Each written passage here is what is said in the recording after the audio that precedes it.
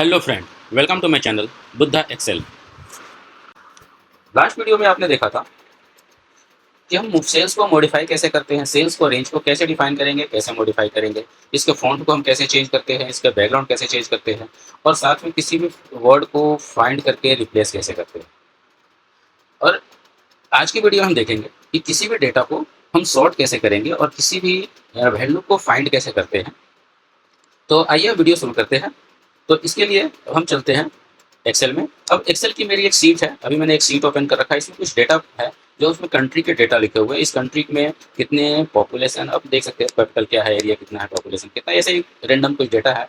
और इससे पहले मैं वीडियो शुरू करूँ, मैं आपको एक छोटे एक बात और बताना जरूरी समझ रहा हूँ, मैं आपको बता दूँ। आज जो वीडियो रिकॉर्ड हो रहा है ये मैं iOS में कर रहा हूँ। इससे पहले मैंने जो रिकॉर्ड किया था ये सब विंडो पे किया था। अब विंडो में जो अगर मैं आप एक्सेल चला रहे हो और इसका वीबीए में जाओगे, इसमें थोड़े से iOS से थोड़े से चेंज होते हैं।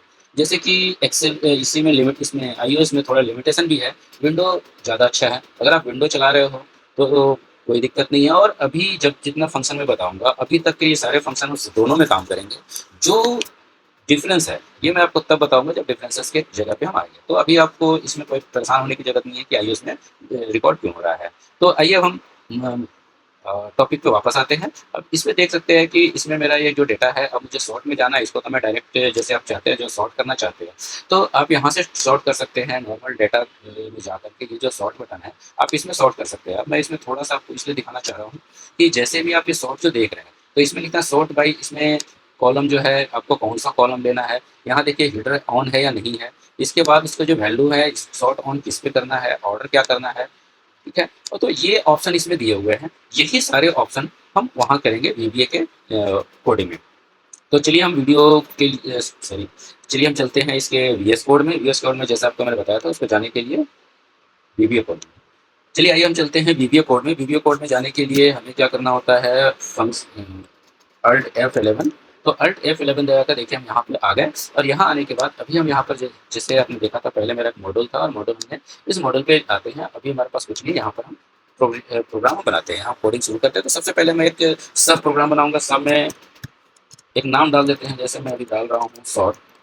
जो तरीका है आपको शुरुआत करने का यहाँ पर हम करते हैं। और सॉर्ट करने के बाद यहाँ से देखिए ध्यान से कि हम कैसे कैसे इसको शुरू करते हैं। अब हम सब किसी भी रेंज को, पहले जब हम लोग रेंज डिफाइन करते थे मैं सीधा रेंज लेकर के ए टू बी टू से लिख देता था, लेकिन अभी यहाँ रेंज डिफाइन हम सीट के साथ डिफाइन करेंगे। सीट के साथ डिफाइन इसलिए करेंगे क्योंकि कई बार होता है हमारे कई सारे सीट है। इससे पहले जो मैंने आपको दिखाया था उसमें एक ही सीट हुआ करता था तो हम यहाँ सीट डिफाइन नहीं करते थे। अभी हमारे पास कई सारे सीट है तो हम यहाँ पर सीट डिफाइन करेंगे।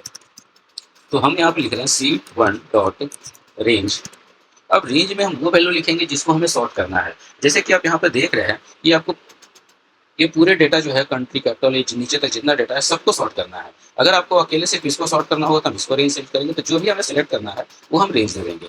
तो हम यहाँ पर लिख रहे हैं A1 कॉलन, इसमें D 100 कर लिया। ऐसे 100 तक डेटा तो नहीं है, लेकिन हमने 100 तक डेटा इसलिए लिखा है ताकि आगे भी अगर कुछ आप कोडिंग कर रहे हो, नीचे डेटा कुछ और ऐड होते हैं तो उन सबको भी ये सॉर्ट कर देगा, ठीक है। यहाँ करने के बाद अब हम लिखेंगे सॉर्ट और फिर हम देंगे स्पेस। स्पेस देने के बाद हम सबसे पहले इसमें देखिए जैसे हमने आपको दिखाया था कि हम कई सारे की यूज कर सकते हैं। जैसे कि आपका जो कॉलम है वो अलग अलग हेडिंग है। तो अब देख लीजिए, अभी मैं करता हूँ तो आपको समझ में आएगा। यहाँ पर लिखते हैं की one colon is equal to, और यहाँ लिखेंगे रेंज। और रेंज देकर के यहाँ पर जो रेंज वैल्यू है, रेंज में हम सबसे पहला, जैसे कि मुझे यहाँ पर देखना है A1 है तो हम यहाँ पर A1 लिखेंगे।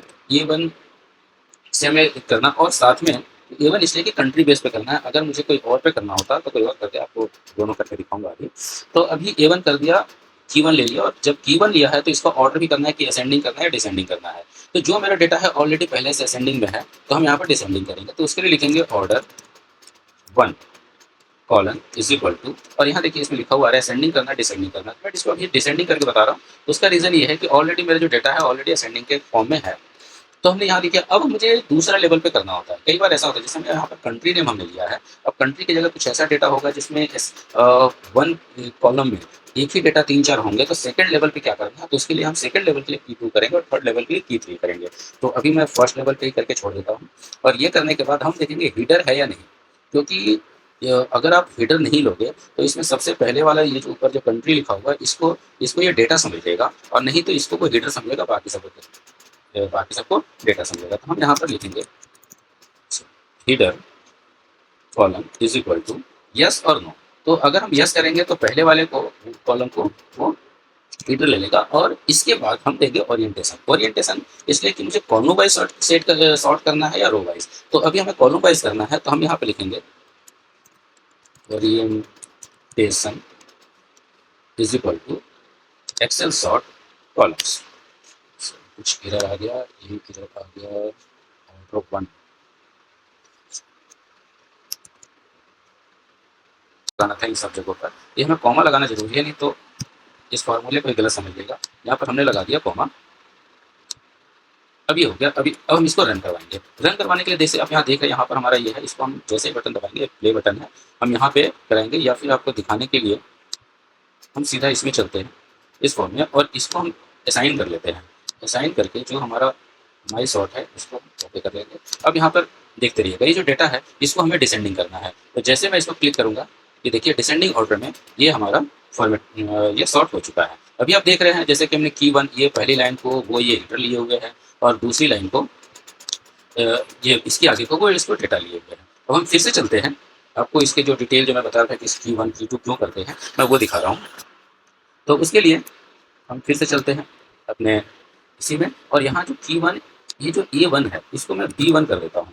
अब B1 करने के बाद अब आप देखेंगे ये हमारा B1 है। इसका मतलब कि कैपिटल बेस पे इसको डिसेंडिंग ऑर्डर में हमें सारे डेटा को सॉर्ट करना है। तो जैसे मैं यहाँ स्टार्ट दबाऊंगा, ये देखिए ये इसके बेस पे ये डिसेंडिंग ऑर्डर में ये सारा कर दिया। अब हम और भी फिर से चलते हैं इसे इसमें, और यहाँ A1 रहने देते हैं, और इसको मैं डिसेंडिंग की जगह असेंडिंग कर देता हूँ। ये करने के बाद अब हम यहाँ पे जब हम इसको रन कराएंगे, जब यहाँ पे रन कराएंगे तो आप देखिए ये कंट्री बेस पे A1 ले लिया और असेंडिंग ऑर्डर में इस डेटा को कर दिया। अब अगर मैं इसके हेडर को हटा दूं, जैसे कि आप यहाँ देखें हेडर जो है एक्सेल यस है, अगर मैं इसको नो कर दूं और नो करके अगर मैं रन करूंगा, तो ये जो डेटा है ये जो इसको वो डेटा समझ लेगा, और यहाँ पर कहीं जो भी होगा इसका होगा वहां पर इसको डाल देगा। आप इसको मैं करके दिखा देता हूँ। ये देखिए इसके बाद इसको वो डेटा समझ लिया और इससे ये सॉर्ट कर दिया। तो उम्मीद है आपको ये शॉर्ट समझ में आ गया होगा। अब हम आगे बढ़ते हैं और आगे हम देखेंगे फाइंड कमांड कि हम फाइंड कैसे करते हैं किसी भी डेटा को, किसी भी सेल को हम कैसे फाइंड करेंगे। तो फाइंड तो डेटा करेंगे, लेकिन वो डेटा कौन से सेल में है हम वो सेल करेंगे। तो हम इसके लिए हम एक फिर से एक दूसरा सब प्रोग्राम बना रहे हैं जिसमें लिखेंगे माई फाइंड। अब क्या होगा जब हम किसी को फाइंड कर रहे हैं, तो फाइंड करने के लिए मुझे एक सेल वैल्यू निकलेगा। जैसे मैं कोई भी एक वैल्यू को मुझे सर्च करना है, सर्च जैसे कि आप यहाँ पर देख रहे हैं ये ढाका लिखा हुआ है, तो ढाका जो बना हुआ है ये B5 में है। तो ये इसी तरह मुझे B5 अगर ढूंढना है, सॉरी ढाका ढूंढना है, तो ढाका कहाँ से है, तो B5 है। अब B5 जो एक वैल्यू है वो कहीं ना कहीं जगह स्टोर होना चाहिए। तो मैं यहाँ पर एक वेरिएबल डिफाइन कर लेता हूँ। इसमें लिखेंगे माई सेल एज स्ट्रिंग। स्ट्रिंग इसलिए क्योंकि अगर ये सिर्फ नंबर होगा तो 2 3 4 5 लिखेगा, लेकिन यहाँ पर जैसे कि B5 लिखना है तो स्ट्रिंग के फॉर्म में लिखना है।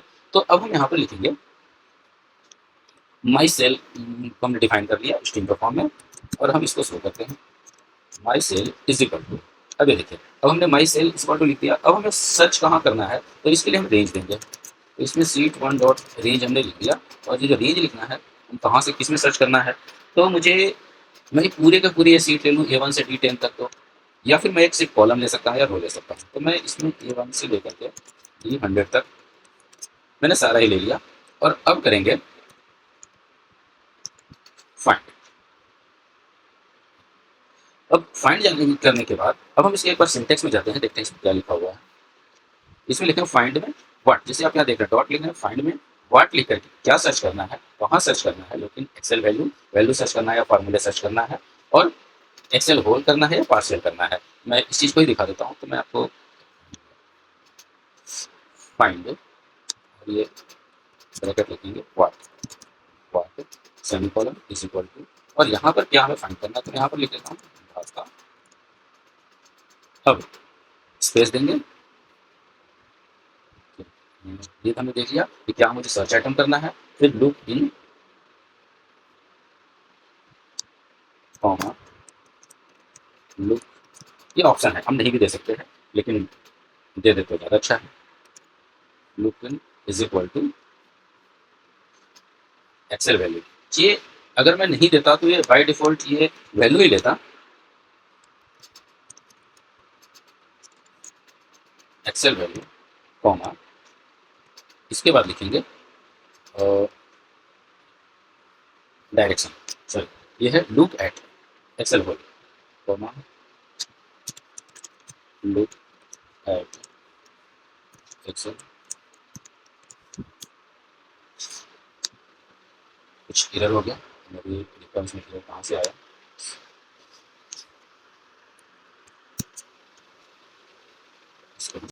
किसी भी डेटा को मुझे कैसे फाइंड करना है और फाइंड करने के बाद वो कहाँ पे डेटा है, हम ये सर्च करने के लिए हम फाइंड कमांड का यूज करेंगे। जो से भी मुझे यहाँ पर अगर ढाका सर्च करना है या इंडिया सर्च करना है या ऐसा जो कुछ भी मुझे इस पूरे सीट में, अगर तो चलो छोटा सीट है तो छोटा सीट है तो आप ऐसे भी ढूंढ सकते हैं, लेकिन फाइंड कमांड को आपको पता ही है कैसे काम करते हैं। किसी भी चीज़ को मुझे फाइंड करना होगा तो वैसे तो या तो वैल्यू फाइंड करना होगा तो वैल्यू फाइंड होगा, नहीं तो हमें असली फाइंड करना होता है कि ये कौन से सेल में है।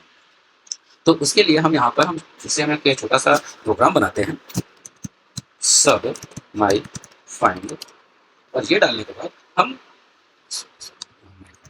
जब हम यहाँ बना रहे हैं तो अभी हम क्या करेंगे, हम कोई भी एक वेरिएबल डिफाइन करेंगे और वो वेरिएबल में हम रेंज डालेंगे, dim my cell as range, इसमें रेंज में डिफाइन करेंगे और साथ में एक हम dim my data as string, ये दो चीज़ हमने डिफाइन कर दिया। अब डिफाइन क्यों करना है आप ये देख लीजिए, क्योंकि अगर पहले मैं फाइंड का कमांड बता दूँ, इसके बाद हम लिखते हैं set my cell is equal to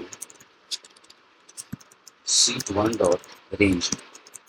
इसमें मैं वही वाला रेंज देता हूँ जो पहले सॉर्ट के लिए रेंज दिया था, तो डेटा हमारा इसी में है 100 डॉट फाइंड, और फाइंड क्या करना है, find what is equal to, और यहाँ पर हम डालेंगे इन्वर्टेड कॉमा ढाका, और जब हम इसको एक वेरिएबल में हमने ये सेल के बारे में डिफाइन तो कर दिया, लेकिन जब ये है कहाँ तो इसके मेमोरी में सेव है, तो हमें एक बार देखना भी पड़ेगा।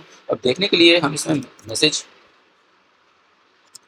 मैसेज बॉक्स करते हैं। ये मैसेज बॉक्स के बारे में आपको नेक्स्ट वीडियो में बताऊंगा, अभी आप देख लीजिए मैसेज बॉक्स। मैसेज बॉक्स में हम इसमें रन इसका एड्रेस करवाएंगे हमारी सेल डॉट, इसको मैं प्रिंट करूँगा। इसमें आपको ये शो करेगा कि आखिर ये जो वैल्यू है ये कौन सा है। तो जैसे मैं इसको सर्च करता हूँ, इसको रन कराऊंगा, मैं आपको इसके इस फाइल में चलता हूँ, इसमें ले जा करके यहाँ पर असाइन माइक्रो करेंगे और इसका माइक्रो करके माई फाइंड करके इसको ओके करेंगे। अब इसको जैसे ही मैं रन कराऊंगा तो देखिए यहाँ पर लिख रहा है B6, तो इसमें बी के 6 में ढका है, लेकिन जो मुझे सर्च करना है अगर मैं यहीं पर लिख दिया जो चीज़ मेरा लिखा हुआ है, तो ये तो हमारा डायनेमिक होना चाहिए, चेंज भी होना चाहिए। तो चेंज करने के लिए मुझे क्या करना है, यहाँ पर हम क्या करेंगे, कोई सेल में मैं डाटा डालूंगा, जैसे लीजिए हमारी डाटा जो मैंने यहाँ डिफाइन किया है is equal to sheet one dot range, और यहाँ पर लिखेंगे F2 इसलिए डॉट F2 को मैं वो बता देता हूँ, पहले मैं यहाँ पे इसको ये डाल देता हूँ माई डेटा। जो F2 जो रेंज है उसमें मैं जो भी लिखूंगा उस चीज़ को माई डाटा में स्टोर करेगा और इसी माई डाटा को यहाँ पे सर्च करेगा और सर्च करने के बाद इसका एड्रेस शो करेगा। तो हम देखते हैं इसमें कैसे काम कर रहा है। अब यहाँ पर F2 ये वाला है, ठीक है। अब F2 में मैं कोई वैल्यू डालता हूँ, जैसे मैंने इंडिया डाल दिया, छोटा काफ़ी हो गया, मैं इसको थोड़ा बड़ा कर दूँ, देखिए मैंने बड़ा कर दिया। अब मैं इसको स्टार्ट करता हूँ, यहाँ पर असाइन किया हुआ है, जैसे इंडिया करता हूँ ये देख लिखा A14, यहाँ A और ये 14, यहाँ पर देखिए इंडिया लिखा हुआ है। तो ये आपको मैसेज बॉक्स में आपको मैसेज आ रहा है ये बताने के लिए कि इंडिया जो है वो सच है। यहाँ पर मैं कोई भी नाम हम चेंज कर सकते हैं, जैसे पहले ढाका लिखा था, मैं दिल्ली लिखता हूँ, और ये लिखने के बाद देखिए दिल्ली किसी की कैपिटल है ईस्ट टिमोर की, ये क्या है, ये यहाँ पे जो डेटा इससे मिल रहा है, जैसे मैं सर्च कर रहा हूँ देखिए ये लिख रहा है B11 यहाँ पर ये चीज़ अवेलेबल है। अब इसमें से किसी भी चीज़ को सर्च करना हो, जैसे कि मैं माले लिखता हूँ और अब मैं इसको सर्च करूँगा, ये डिबग आ गया, इसके स्पेलिंग में कहीं ना कहीं कुछ मिस्टेक होगा जो या उसको नहीं मिला होगा। तो अभी तो ऐसे ही रखते हैं इस ये जो माले के ऊपर ई जो है इसके कोड अलग से लिखा हुआ है, मैं कुछ आपको और दिखाता हूँ, BEIR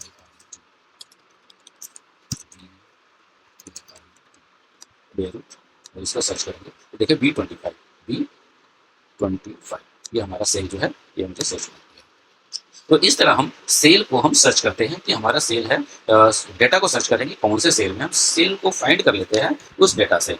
हाँ, एक चीज़ और मैं आपको बता दूं कि अगर ये वैल्यू अगर मेरे को 2 बार मिलेगा तो भी ये सबसे पहले बार वाला ही सेल दिखाएगा, तो सेकंड बार वाला नहीं दिखाएगा। तो सेकंड बार वाले के लिए क्या करना है वो आपको आगे जब हम चले करके बताएंगे तो इसके बारे में बताएंगे। अभी आप इतना देख लीजिए कि हम कैसे वैल्यू को कैसे हम फाइंड करते हैं। तो उम्मीद है आपको आज का मेरा वीडियो पसंद आया होगा। तो आप हमारा ऐसे ही वीडियो देखते रहिए, आगे वीडियो भी आगे का जो वीडियो कब आएगा इसके लिए आपको सब्सक्राइब बटन दबाइए, आपको नोटिफिकेशन बटन दबाइए तो आपको नोटिफिकेशन मिलता रहेगा। आप सब्सक्राइब करेंगे तो आपको ऐसे ही और भी वीडियो आपको शेयर करता रहूँगा। तो तब तक के लिए नमस्कार।